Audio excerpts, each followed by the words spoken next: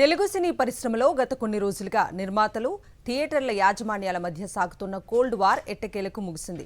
కలెక్షన్ల పంపకాల విషయంలో తలెత్తిన పర్సెంటేజ్ వివాదం పరిశ్రమను ఉక్కిరిబిక్కిరి చేయగా చర్చలతో సమస్య సద్దుమణిగింది. ఇరు వర్గాలకు నచ్చజెప్పిన చిరంజీవి ఒక మధ్య మార్గ ఫార్ములాతో వివాదానికి శుభం కార్డు వేశారు. అసలు ఈ వివాదం కారణాలేంటి? చిరు కుదుర్చిన ఒప్పందం ఏంటి? Was story. చాలా కాలంగా సింగిల్ స్క్రీన్ థియేటర్లు రెంటల్ విధానంలో నడుస్తున్నాయి. అయితే మల్టీప్లెక్స్ల తరహాలోనే తమకు కూడా కలెక్షన్లలో పర్సంటేజ్ పద్ధతిని వర్తింపజేయాలని తెలంగాణ ఎగ్జిబిటర్ల అసోసియేషన్ పట్టుబట్టింది. దీనివల్ల నిర్మాతలు తీవ్రంగా నష్టపోతామని గిల్డ్ నిర్మాతలు వాదించారు.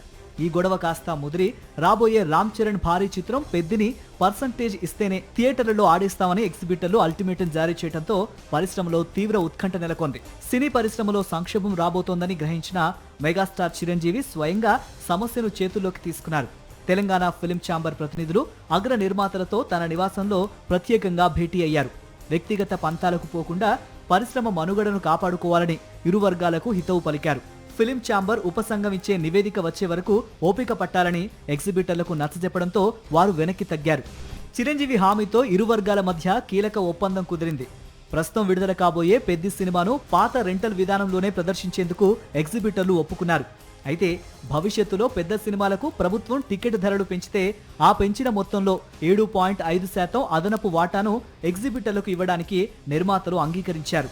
అలాగే రాబోయే జూన్ 30లోగా సరికొత్త పర్సంటేజ్ విధానాన్ని ఖరారు చేసి జూలై 3 నుంచి అమలు చేసేలా డెడ్లైన్ విధించారు.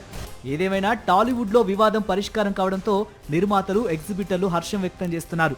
వివాదం సద్దుమణగడంతో రామ్ చరణ్ పెద్దితో పాటు మరికొన్ని క్రేజీ ప్రాజెక్టులు ఎలాంటి అడ్డంకులు లేకుండా థియేటర్స్లోకి రాబోతున్నాయి.